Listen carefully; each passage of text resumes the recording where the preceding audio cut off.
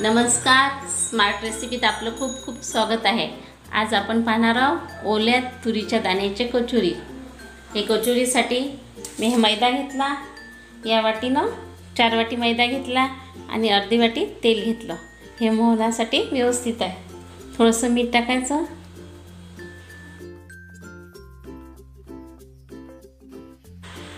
तेलाचं मोहन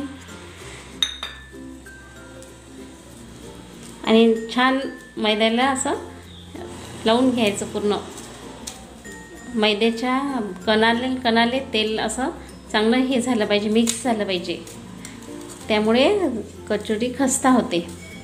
मोहन जास्त झालं तरी कचोरी बिघडते आणि कमी झालं तरी कचोरी बिघडते, म्हणून हे व्यवस्थित प्रमाण आहे। तसंच तुम्ही करताना पण हे लक्षात ठेवायची टिप्स आहे। मैद्याला छान चोळून घ्यायचं हे तेल, आणि आता हे परफेक्ट आहे। असंच मोहन आपल्याला घालायचं आहे। आता थोडं थोडं पाणी घालून गोळा तयार करून घेऊ। मैद्याचा गोळा जास्त घट्ट नाही, थोडासा सैलसरच ठेवायचा आहे। असा हा मैद्याचा गोळा तयार करून घ्यायचा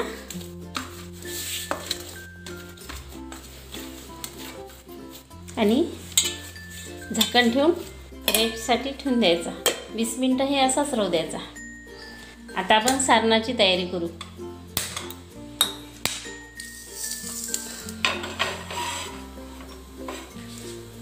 हे तुरीचे दाणे हे थोडेसे शेकून घेऊ आपण। अगदी मंद आचेवर शेकून घ्यायचे, जास्त होऊ नाही द्यायचे आणि यातला फक्त कच्चापणा गेला। हे दाणे थोडेसे मंद भाजून घेतले की कचोरीला टेस्ट छान येते। आता हे झालेले आहे, गॅस बंद करते। सगळा मसाला आपण एकत्र करून घेऊ। धने पावडर, जिरे पावडर, हिरवी मिरची घेणार आहोत आपण, त्यामुळे तिखट, लाल तिखट थोडंसं कमी घ्यायचं। लाल तिखट, हळद, मीठ आणि हे काश्मीरी लाल तिखट। ही सोप घेतली जाडसर कुटून, त्यामुळे कचोरीला चव छान येते। हे सगळं मिक्स करून ठेवते। हे आता बाजूला ठेवते। हिरवी कोथिंबीर,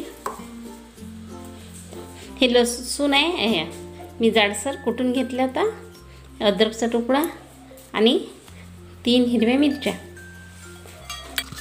हे मिक्सरला फिरून घेते।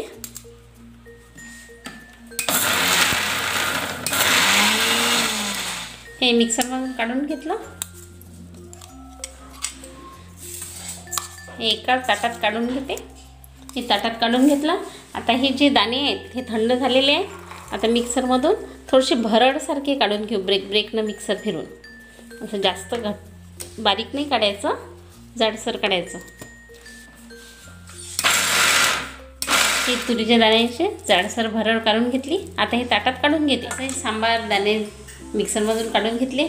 हा एकत्र केलेला सगळं मसाला आहे आणि हिंग। आता मी तेल टाकते। तेल जास्त नाही टाकायचं, कमीच टाकायचं। आधी थोडंसं जिरं टाकलं की हिंग, एकदम कमी गॅसवर होऊ द्यायचं, नाहीतर मग जळून जाईल। आता हे सगळं एकत्र केलं होतं ते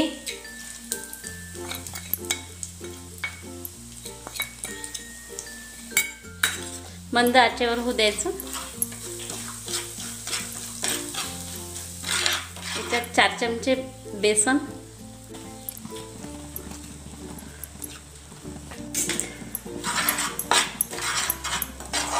बेसन पण छान होऊ द्यायचं। बेसन यासाठी टाकायचं की ते कचोरी जेव्हा करतो आपण, ते तुरीचे दाणेचे पेस्ट वगैरे टाकले की त्याला बँडिंग छान येते। आता याचा पण छान सुगंध येऊन राहिला। हे पूर्ण भाजून झालेलं आहे। आता जे आपण सांबाराची पेस्ट केली होती, सांबार, हिरवी मिरची, अद्रक, लसूण, ते टाकणार आहे।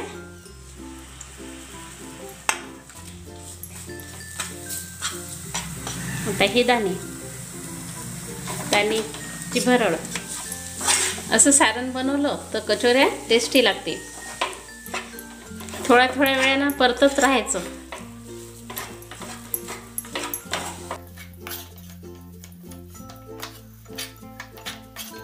आता याच्यामध्ये तुम्ही आमचूर पावडर टाकली तरी चालते. मला लिंबूची टेस्ट आवडते म्हणून मी थोडंसं लिंबू पिळते. आणि लिंबू पिळलं म्हणून थोडंसं साखर.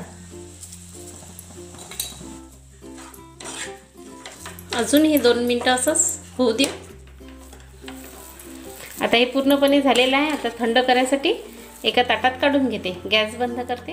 हे 10 मिनटं थंड होईल आणि नंतर आपण कचोऱ्या बनवायला सुरुवात करू. आता 20 मिनटं झाले. हे मिक्स केलेलं गोळा तुम्ही बघू शकता किती छान झालेला आहे. थोडीशी मॉलिश करून घ्यायची. कचोऱ्या करण्यासाठी हे पूर्णपणे तयार आहे. आपल्याला पाहिजे त्या म्हणजे कचोऱ्या लहान लागले तर लहान गोळे घ्यायचे, मोठे लागले तर मोठे घ्यायचे.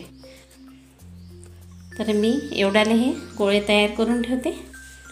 हे सारण थंड झालेलं आहे. आता याचे गोळे छोटे छोटे गोळे केले की पाणीमध्ये व्यवस्थित बसतात, एका इकडे राहत नाही. म्हणून हे सगळे असे करून घेते मी. आता हे सारणाचे गोळे केले आणि जेवढ्या कचोऱ्या पाहिजेत तेवढे घ्यायचे आणि बाकी फ्रीजमध्ये ठेवून द्यायचे. हे 10 ते 12 दिवस चांगले राहतात. कचोऱ्या करायच्या असल्या तेव्हा अर्ध्या तासाच्या आधी हे बाहेर ठेवायचे आणि नंतर कचोऱ्या करायच्या. आता कचोऱ्या करू.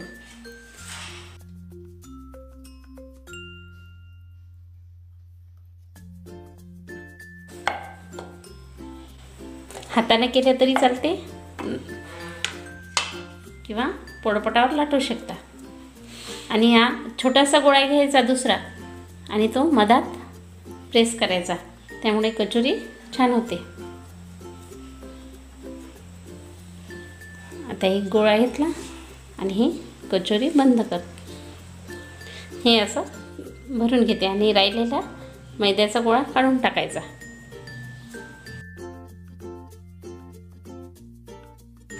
असे करून ठेवायची. परत दुसरी करते. हाताने करू शकता किंवा थोडीशी लाटूनही घेऊ शकता. थोडासा गोळा घ्यायचा, हे मधात प्रेस करायचा.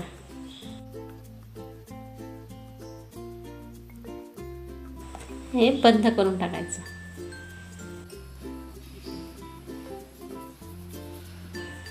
थोडंसं हे वरचं काढून घ्यायचं.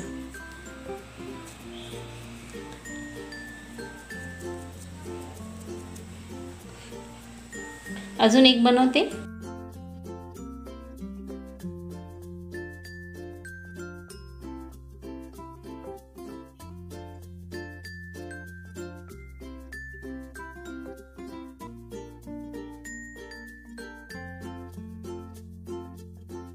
हे जे बंद बाजू केली हे तळताना हे खालच्या साईडने टाकायची. हे असे ठेवून द्यायचे. आणि आता मी तेल गरम करायला हे थोडासा गोळा टाकून पाहायचं. हां, हे असंच तेल पाहिजे आपल्याला. एकदम असं कोमट थंड तेल पाहिजे, जास्त गरम नको. आता तुम्ही हातानं प्रेस करू शकता किंवा पोळपाटावर लाटू पण शकता.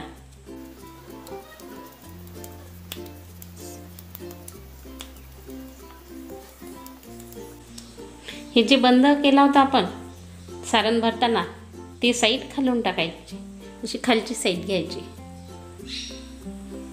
आता एक लाटून दाखवते. हलक्या हातानं कचोरी लाटून घ्यायची आणि ही तेलात सोडायची.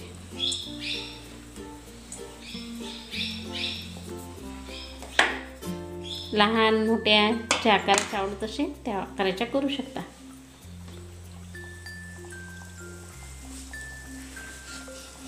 ही कचोरी वर येईपर्यंत उलटायची नाही.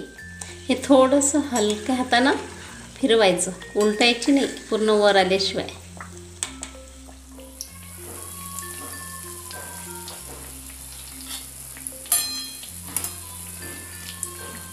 आता हे पूर्णपणे फुगलेले आहेत. आता आपण या स्टेजला उलटून घेऊ.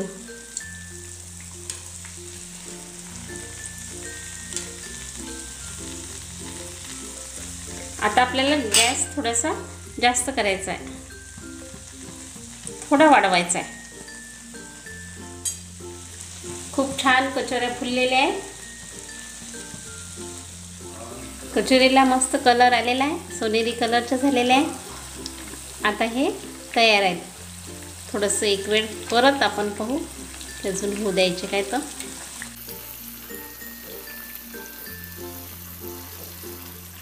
आता हे काढून घेऊ.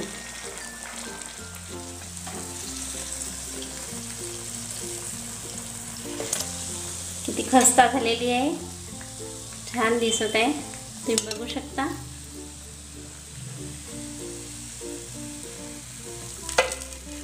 खस्ता आहे आणि फुललेली पण आहे. आता परत कचोऱ्या तळायच्या असल्या तर गॅस बंद करायचा, कारण की आपल्याला थोडं थंड तेल पाहिजे. अशा प्रकारे हे सगळ्या कचोऱ्या तयार झालेल्या आहेत. दहीसोबत, खटाईसोबत, तुम्हाला आवडेल त्याच्यासोबत तुम्ही खाऊ शकता. तर यातली एक कचोरी आहे ना, मी तर तुम्हाला कापून दाखवते.